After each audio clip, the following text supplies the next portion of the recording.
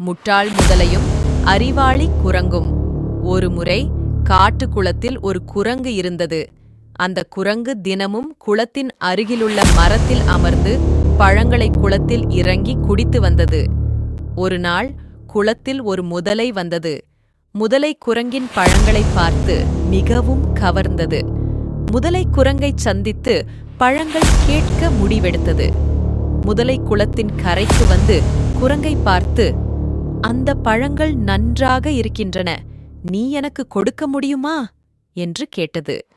குரங்கு முதலையின் அன்பு பேச்சைக் கேட்டு, ஆமாம் முதலை அண்ணா, இங்கே வா, நான் உனக்கு பழங்களை பகிர்ந்து கொடுக்கிறேன் என்றது. அந்த நாள் முதல் குரங்கு முதலைக்கு தினமும் பழங்கள் கொடுக்கத் தொடங்கியது. அவர்கள் இருவரும் சிறந்த நண்பர்களாக ஆனார்கள். முதலை குரங்கின் அன்பை பார்த்து மிகவும் மகிழ்ந்தது.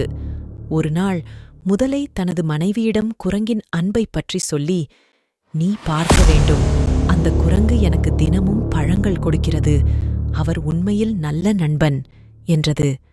முதலை மனைவி குரங்கின் பழங்களைப் பற்றி கேட்டு மிகவும் ஆசைப்பட்டாள். ஆனால் குரங்கின் இதயத்தை சுவைக்க வேண்டுமென்று ஆசைப்பட்டாள். அவள் சொன்னாள், நான் குரங்கின் இதயத்தை சாப்பிட வேண்டும், நீ அதை எனக்கு கொண்டு வர முடியுமா? முதலை மிகவும் கலங்கியது. ஆனால் மனைவியின் விருப்பத்தை நிறைவேற்ற முடிவு செய்தது. அடுத்த நாள் முதலை குரங்கிடம் சென்று, என்னுடைய மனைவியும் உன்னை பார்க்க விரும்புகிறார், நீ குளத்தின் மறுகரையில் இருக்கிறாள், நீ அவளை பார்க்க வருகிறாயா என்றது. குரங்கு முதலைக்கு நம்பிக்கையுடன், ஆமாம் முதலை அண்ணா, நான் உன்னுடன் வருகிறேன் என்றது.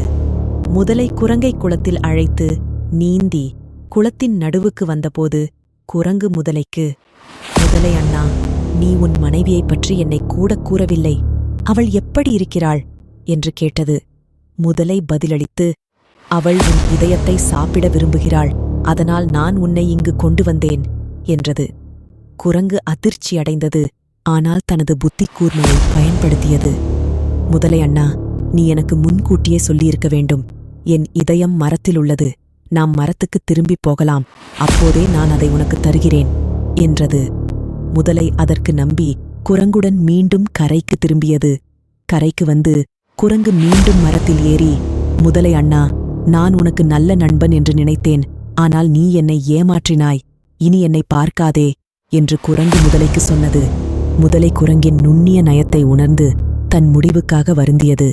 முதலை தன் மனைவியிடமும் திரும்பிப் போய், நம் தந்திரத்தால் நாம் நம் நண்பனையும் இழந்துவிட்டோம் என்று சொன்னது. குழந்தைகளே, இந்த கதையிலிருந்து நாம் கற்றுக்கொள்ள வேண்டிய பாடம் என்னவெனில், வஞ்சனை குறைவான வாழ்க்கையை எதிர்கொள்ளும், ஆனால் உண்மையான நட்பு என்றும் நிலைக்கும்.